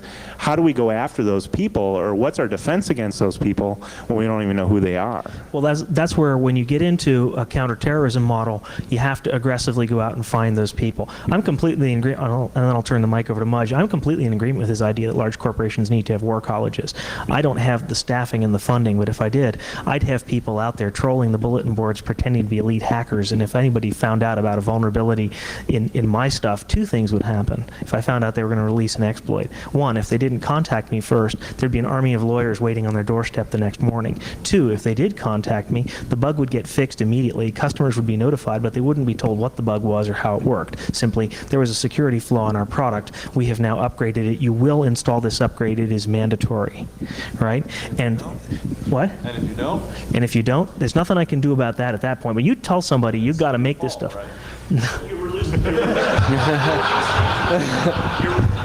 Well, at that point, if the user decides not to do the upgrade, you're releasing liability for your security flaw and any action that someone may take against that security flaw at that point. So it's really a victim, a victim beware type of situation. Back to the responsibility discussion, there has to be responsibility on both parts, the corporations and the victims, as far as these security flaws go. But there are legal constructs that accept all of this. If I sell you a car that has a perfectly functioning personal safety system in the form of a seatbelt and you tie it around your neck and hit a tree, it's not my fault. If you don't wear it, it's not my fault. If it explodes and decapitates your child, it is my fault. If you didn't look at the car as a car manufacturer in the first place and figure out that you needed a seatbelt in there, or had the Ralph Naders that were pointing out by being the War College doing the analysis on the cars that it is your fault. But this is a great analogy because the Ralph Naders did not go around causing tens of thousands of car accidents to prove the need for seatbelts. Right, which is exactly the War College analogy, and I think you missed the point on the War College, because you instantly said I would have a War College and we'd be sitting there trolling the bulletin board systems waiting for other people to do the research work. You're in reactionary mode. If you had a War College in your large organization, you would be attacking your own product, trying to figure out where the stress points are, and you would actually be able to preempt these people from finding it and notify your customers before these other things came out and have a better product for them. And you do tell people when you do tell people if they don't wear the seatbelt what the risk and what the threat is. If you just say, "Hey, stupid, put the seatbelt on," I'm not going to tell you why because it's too scary. Then you're not giving people the information they need to manage risk. For children in the front seat? Hang on, he's got the mic. So if on one hand you tell your web administrator, you smack him in the head because he was too stupid to know what all the threats were to make sure his system was safe. But on the other hand, you've got to give that person the information about the threats, the information so they can do their own risk management. And if you don't give them the information about what these issues really are, how do you expect somebody to be able to effectively manage risks in their organization? It's just not possible. Right. So on the one hand, people need information to be able to manage risk in their organization. And it's one thing if you've got a PC and you need to decide if you want to install some software, but if you're an organization with 50,000 PCs and you now have to distribute this software all throughout your organization and you've got 100 of these patches on different platforms, you really need to know what the risk level is of each different threat so you can figure out what are the priority issues to deal with. So how do you even have to really yes. Exactly. So the question is, what I would like to do is get some advice from you. On the one hand, if full disclosure is bad, where you shouldn't give all the information to everybody on the planet, how is it possible to give the important information to the people who need it without making it available to everybody else? What's the solution? All right. Windows needs to come with one of those little warning labels saying the Surgeon General has determined that using this product may cause you to be hacked. If you don't, whenever a little pop-up comes up and says download this new stuff, you better take it seriously. But I don't understand what that has to do with anything. Without how do you give the information to people who need to manage risk without making it available to other people? What's the solution? I believe that one reasonable solution is you can get people to stand up and say, listen to Joel and Mudge and Marcus and Bruce Schneier, and they all tell you that authentication in this thing is badly broken. Now stop using it until the vendor fixes it, okay? And then you have to do your part and go to Microsoft and say, come on, fix Windows authentication already. I think that is that's a bad answer to a large organization that's trying to manage risk.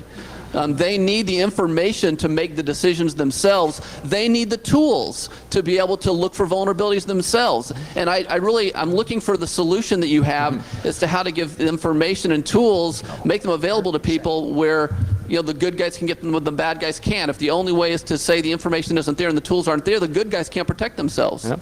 And my solution is the exact, is diametrically opposed to Marcus's, which is, you give that information out. You just try and slant its use, but you give them as much information as possible. And it's in the presentation of that hopefully you get more people using it for good than for bad. A hammer is a wonderfully malicious tool, can break things beautifully, but it's not presented as such. And you give it to Jimmy Carter and he's not going to go around bashing people over the head. He's going to build a house. But you give it to, a little script kiddie, and I guarantee, actually, this might be an interesting little test. If you gave, hammers to all the script kiddies out in the world, I bet the majority of them would actually put nails through boards and stuff like that, just because that a hammer doesn't have that negative connotation. It was presented as a, useful tool. Now, if you give a gun to a whole bunch of people, I bet they're probably going to run around shooting people, because it's presented with a negative connotation. information. It's in how you initially release that information, but you still have to get all that information out there for people to do the correct risk management. This just gave me a great idea for a social experiment, which we're not going to do, and we're going to take this question, which would be at a gathering like this, to issue everyone as they come in the door a loaded paintball gun. And the idea is that we all have to get along without anyone getting paintballed for the entire 2 hours. I work for a large national DSL ISP, and earlier you'd said that you felt that ISPs, especially DSL ISPs, have a moral responsibility to communicate the vulnerability to the users when we're interconnecting them to the network. Now, the analogy, I don't see a parallel in the normal non-internet environment on which to base that moral assumption. At one time in our country, we were building a highway system that interconnected rural communities that had very little to no crime whatsoever. And when we put in roads to these towns, I'm a roadway vendor. Is it my responsibility to go to each and every house and say, well, look, you have to put in locks in your doors, you have to close them, you have to put in windows? That's a really good reasoning. That's really good reasoning, and I can't address that one.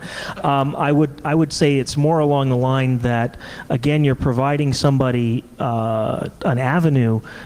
I don't know if you've got a moral responsibility when you bring cable TV in, for example, to sit your kids down and say, or somebody, it's not a better one that would have hurt me even more, would have been this, my argument even more would have been say, does the cable TV provider have a responsibility to sit your kids down and say, look, there could be some sick crap on this TV, you don't want to watch it? I don't know. That was my opinion, though, is if you're selling somebody something that has a dangerous component, I think it's a good thing to let them know about that. Do you realistically think that How do you define dangerous? Well, do you realistically think that the general user community as a whole don't know that there's security vulnerabilities in their PC software? Yes, I really do. Yes, I really do. I really think that everybody that they don't feel all these press stories, all this, that isn't sufficient notification? It is mind-boggling. I work with a lot of financial types. Some of these guys are, very wealthy, high net worth individuals in their 60s and 70s. They don't get it. They don't realize that their secretaries that have a DSL machine that's nailed up 24 hours to the internet has got all of the information about their accounts on that machine, and they're infected with back orifice. And we tell them, hey, by the way, that's what our company does for a living. Well, it's really depressing. Marcus, I'd like to bring one thing up just to let people think about this, because it's kind of interesting. All the media, all the press for the really inane like web defacements and other standard the publicity hacks that have happened. Has actually brought it to the level of attention where I can walk in to a CEO of a large organization who 2 years ago wouldn't have had any clue about computer security or hacking or anything, and the person at least knows that this is a concern and is willing to say, like, okay, how do we approach this? I am aware of it. I don't know whether it's a good thing or a bad thing, but it is one of the results from what has happened, and it has raised the level of awareness at a position in corporations that make decisions that it didn't have this before. But if nobody was doing it, they would have to spend money on it, it would be an issue. There is the problem with stupid hard reports. If a tree falls in the forest and no one's there to hear it, did it fall? If a hacker exploits a box in Latvia that nobody's looking at, did he really take it over? All right. Gentleman in the back here. This whole discussion repeats and repeats all the time, and it comes up. About 11 years ago, I had this same sort of conversation with a government, actually military CERT organization. We looked at a couple vulnerabilities, and we said, hey, should we tell somebody? We told the vendor. The vendor turned around, actually didn't do anything until three years later, 2 versions later, when it actually came out and it became in the wild. We found with everybody in here that if you look at the vulnerabilities that are found today, you're looking at 10 to 12 a week. Now, the process that you're talking about, I think everybody agrees that there's a process that has to be there. But we all know that the biggest key that we have in making any of this work is the fact that we don't have resources and we don't have the ability to make the education. Now, my solution to this, which sort of has started, to come about is the whole insurance piece. We know that corporate America, they assess the risk, and in many of the companies that I've consulted for, they go out and buy insurance. Well, then what happens when they get hacked?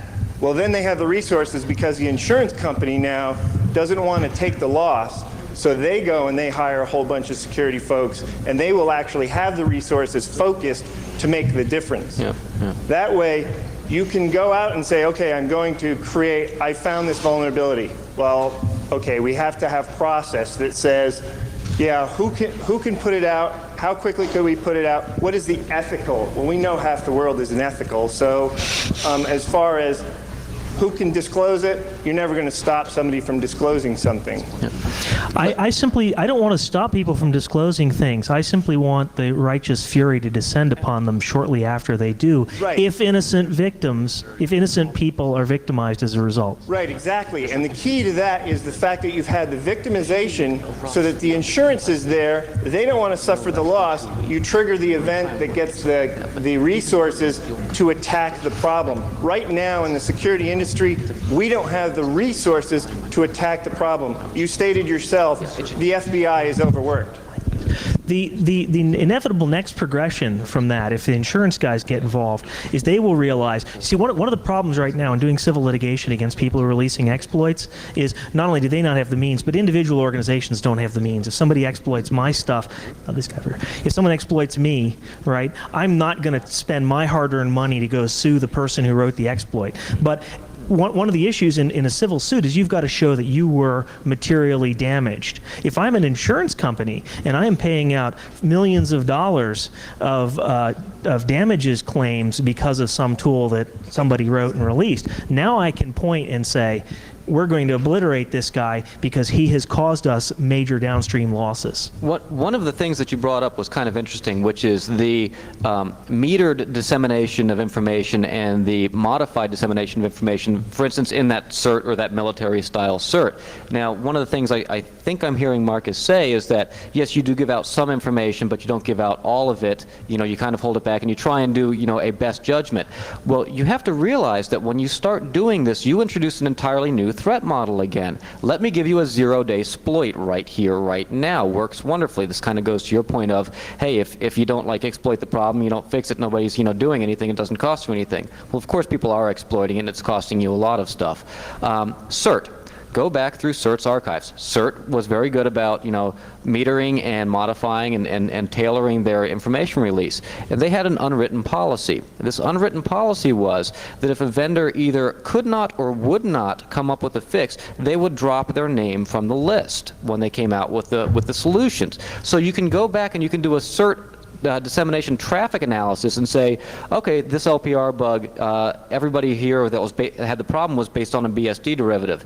And CERT always deals with X companies. At the time, they were dealing with Apollo, with Harris, with Sun, with SGI, stuff like that. And you go through, and it's all of a sudden on the announcement of, here are the fixes, Harris doesn't sit there. Well, guess what? Harris is vulnerable, always will be vulnerable. And CERT just made it publicly known that's the target you go after if you want to break into something. So when you start tailoring and start presupposing that you understand everybody else's environment, and that's what you're ultimately doing when you're modifying the data yourself. You're saying, I know what everybody's environment is, and it fits this one particular model, and that's how I'm going to release it. And that's not the way it works. That's why we have a public market with multiple people selling multiple, similar products. You introduced this new threat model, so it's something to think about.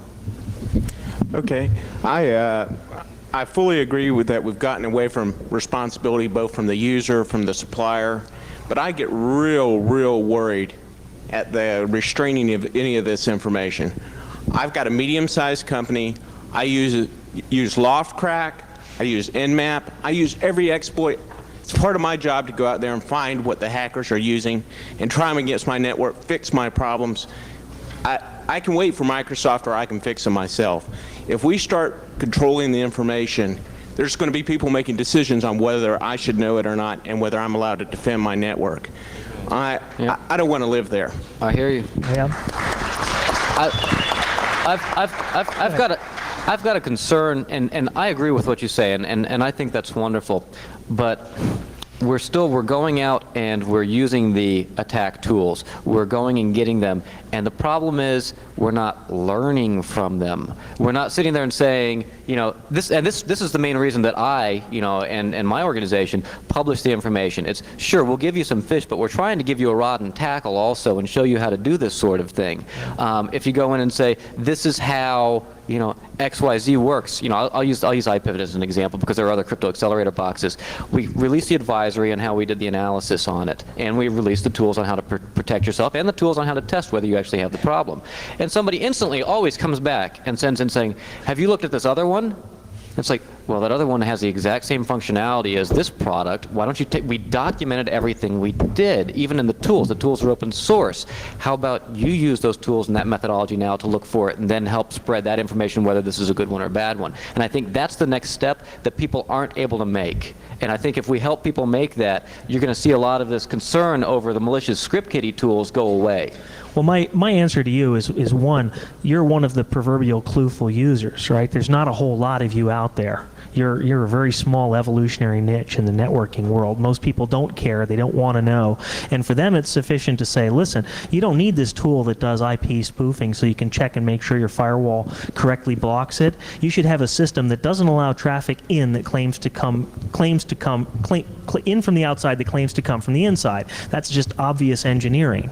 There are lots and lots of cases where you can look at an exploit or an exploit tool and say, this is a problem that can be addressed through application of obvious engineering. Some of us have been talking about the don't let stuff in from the outside, or from the inside, don't let stuff in from the inside since 1986 or something crazy like that. Yet there's still spoofing problems. Releasing the tools isn't going to help. And you don't need to test that stuff if you understand that you've blocked an entire category of flaws with one fell swoop. That's what I want to be able to tell you. But not releasing the tools, because you didn't release the tools for a long time, didn't help either. That's... Yeah. You have to test it yourself. So this is the kind of gentleman that buys a motorcycle helmet and rides himself into a tree to see if his helmet works right. No, but you can use a crash test dummy to do that. Yeah, use crash test dummies to do that. But see, people that you trust use the crash test dummies to make sure that that helmet is good. I don't know anyone who goes out and buys a bulletproof jacket and then goes and puts a round in their chest to see if it's any good. Okay? You do that on gelatin molds. Let's get this going. Right. Right. This is the they have tested and they know that it works. When the patch comes out, they don't want to put the patch on the image because they got a known quantity of that. They tested it, and it takes 8 months to get the new image out. This is a big one. Operational networks where you can't make changes, those just shouldn't be connected to public networks, period. I just want to reinforce this. I mean, this blameless user or blameless corporation argument just doesn't work. I mean, I know that the cost of Intel machines is very high. It's very difficult to put up a test system and know what's in your environment and understand how these things work, but I think we're just going to have to bear it. One of the things that I think isn't addressed in the let's kind of start hiding information thing that full disclosure does give is it gives people who are willing to take the time to track and monitor and patch and upgrade a line of defense that they wouldn't have if they don't get all the information. That's a very good point. The observation is that if you're able to track and monitor all this stuff, you've got a line of defense that you would if you wouldn't have if you weren't able to monitor that information. And further, that there are some people who do take advantage of this to actually do the patches. And this goes, and I agree with you. And if you take that away from you, you're doing a disservice. All those people would lose. A very valuable resource. The folks who monitor bug track but don't exploit systems would be almost as well served, if not exactly as well served, if they were simply told, there's a problem with this thing, here's a patch you need to download. Entirely disagree. They want to know.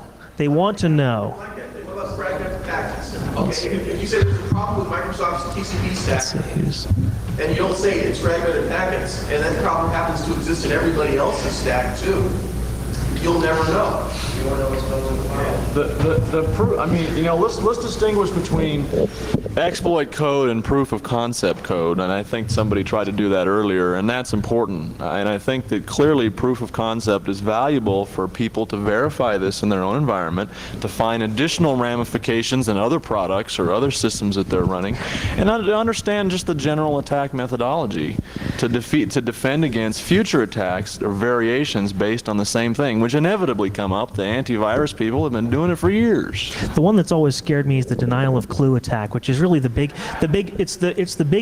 counter argument to my whole position, which nobody has made yet, right? One thing you could do would be, if I find a flaw in this piece of software, is I could write a test that verifies if the flaw is there and notifies you if the flaw is there.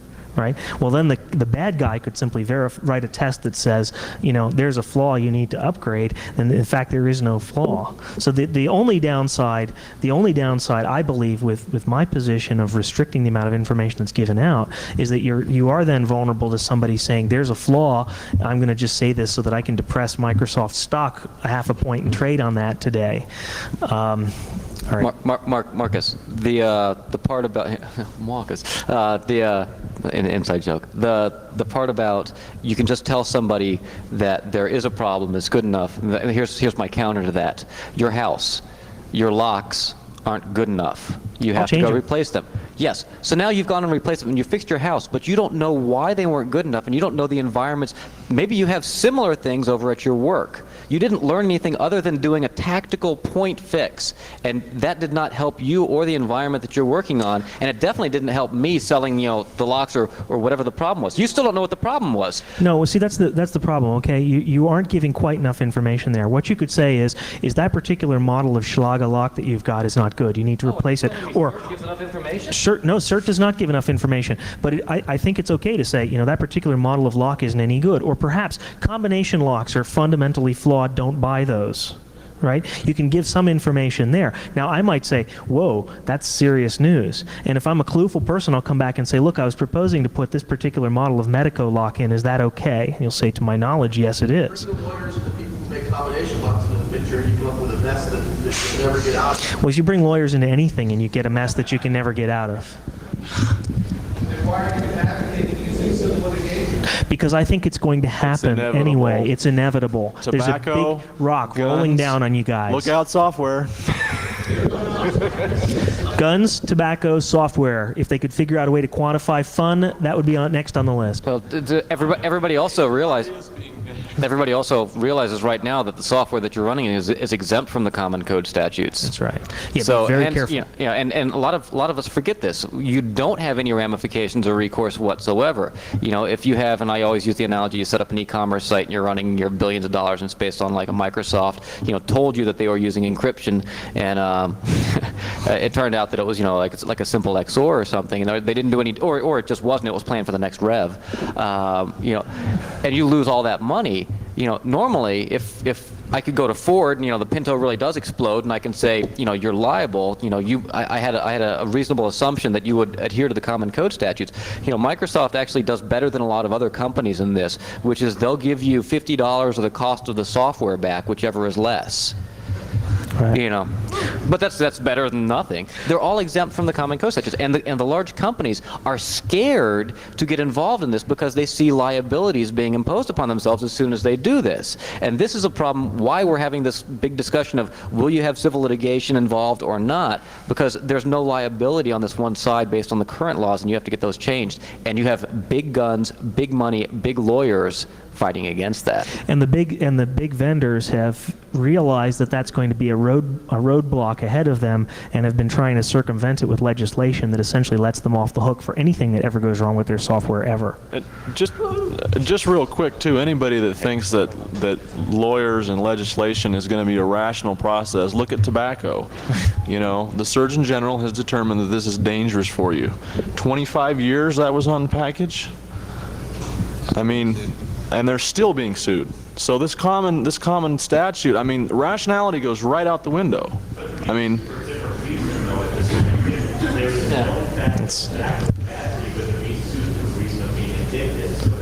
well, why don't you let's not go into the tobacco rabbit hole. Looking at that analogy with the testing of automobiles and a third party that we trust to do that, I think with the with the software situation, there's a much bigger scaling problem. There's so much software out there to test. There are so many potential problems. I mean, with apologies to the ICSA person that I know is sitting up there toward the front, you know, you look at the ICSA certifications, and what are they telling you? They are telling you that that software meets a certain list of criteria. They're not telling you that it's secure or that it is absolutely impervious to problems. And really, having that information out there in the community, where there are a lot of people who are willing to take it and do that testing. Admittedly, not all of them are that trusted third party. Some of them we can't trust. But they really, there are so many people who are willing to volunteer their time. The whole issue of finding a trusted third party is going to be a tricky one, and we're also now moving into an environment where vendors will have their employees sandbag each other's products by looking for flaws in them that they can then publish anonymously under different names. The software certification and the security thing is also, and this is not meant as a pot shot on like the ICSA or those different certification tracks. I think it's fundamentally flawed in what they're doing. The type of certification that they're looking for in like, how does this firewall do X, Y, Z? Well, they're looking at what it's saying, does this car, do the doors open? Check, yes. You know, does it have tires? Check, yes. That's not telling me about the security. It's not saying, are the hinges, you know, is this going to show wear if I start slamming it in this particular direction? Is this going to show, you know, that at certain speeds the tires aren't balanced correctly? They're not doing that in depth, and they really can't, because that's a scalability problem right there. But going along and saying, yes, we have this underwriter's laboratory for, you know, cyber UL, which John Tan over the Loft at Stake wrote, wrote an underwriter's laboratory paper, you know, explaining like the corollaries and how it might work, how it might not. Becomes very difficult. The current ones we have, you need to be aware of, because I'm concerned that they give you a false sense of security. We've got, you know, the car analogy is a really good one. I live in the state of Maryland, which has some really interesting things. When you register a vehicle in the state of Maryland, they walk down a whole checklist and make sure it's got seat belts and blah, blah, blah, and all the stuff that it's supposed to have, and then they never check it again, which is fundamentally stupid. What Maryland is saying is if a vehicle is safe to drive once, it's safe to drive forever. Other states like Virginia, you have an annual safety inspection where they make sure that things have actually gotten fixed. And of course, lots of people hate that process. What we need for security maybe is, you know, is for the great hand to sweep down and say, okay, all of you are still running Windows for Work groups. Take it off. You can't do that anymore. There's really a lot of interesting points brought up, and I guess my mind keeps racing back and forth, and I change what I was going to say as each person says something. But primarily, there is the real issue here is full disclosure, and I think that you can send out enough information to let people know what the exposure is, what the likelihood of the risk is, without actually giving them source code that's going to allow them to do damage. The gentleman behind me here was talking about evaluating the risk, and he seemed to be saying that you needed to know all the information to evaluate the risk, and I don't think that's true. I said, how do you determine who? Yeah, and I'm not picking on you. I'm just saying that, you know, there's a certain level of information that you need, and you do not need it all. And I guess as an example of full disclosure, I sort of would like to humbly issue a challenge to Mudge, and that's if you're going to be releasing a new version of Loftcrack, why is it that you could not release it without actually displaying the passwords that it cracks, just saying whether or not they're cracked, in which case you can then, I mean, an administrator can effectively determine whether or not the people are following their password policy without actually knowing what the password is. If they have administrative access, they can change the password if they need to find out what it is. There's a checkbox for that now. But why have it? Why even make it a checkbox? Why not just issue it such that it's impossible to actually crack the whole password? Because this is very easy to answer. Because I broke into all of your systems the other night, and I'm not going to tell you how to do it, so go fix them. You didn't learn anything from that, and you don't know whether I'm telling you bullshit or whether I'm telling you the truth. That's the denial of clue attack. Yep. To which, you know, the way you deal with the denial of clue attack is take you out in the parking lot, beat the information out of you, which is basically what I believe is going to wind up happening down the road. Is, you know, you're going to be held in contempt until you tell us what it was. The full disclosure, the information will come out at some point. Right. It will, whether you did it or not. So, since if it comes out and you're not in, I come out with an exploit or I come out with an advisory, and I give a watered-down partial description of it. Somebody else is going to come out with the data points that I did not actually touch upon. I can't control how those are released. I can't control the slant. I can't control the spin on that because I'm not the one doing the releasing. By releasing it all myself, I am at least controlling the slant and spin on stuff that I wouldn't necessarily have control over. And I can gear that more towards a beneficial use. The corollary of that is it's pointless to have it Loftcrack no longer display the passwords because now that they've taught everyone how to do it, the cat's out of the bag. Oh, well, here's the better one. I mean, I'll just tell you that all the passwords are broken. I don't understand why people haven't clued on. Loftcrack gets all of the passwords because you can go through the key space. Right. You know, it's like, so they're saying which ones, what it's doing is it's telling you which ones are stronger than other ones based upon the amount of time, based upon the particular direction only Loftcrack is going. So you know, it doesn't mean that somebody else wouldn't start at trying to go for the heavy end 14 character ones first and go, or the 7 and 7s as the case breaks down and backwards. It's just going to tell you, you know, it was a proof of concept. Look, Microsoft passwords are not stored correctly, and what do you learn from that? You can learn, oh, I'll make my users change their passwords. Well, you probably didn't learn what we were really originally intending for you to learn. We were originally intending to show this is why you keep your Microsoft network inside a particular perimeter, and you don't allow people to do port 137, 139 across this boundary. Here you go. Well, the really interesting piece is the really interesting piece is why in the hell did Microsoft fix it? Actually, we are pretty much out of time. What I'd like to do is conclude this session at this point. It's been an interesting discussion. I've taken some lumps. I hope I've given a few. Do we have one? Thanks for coming.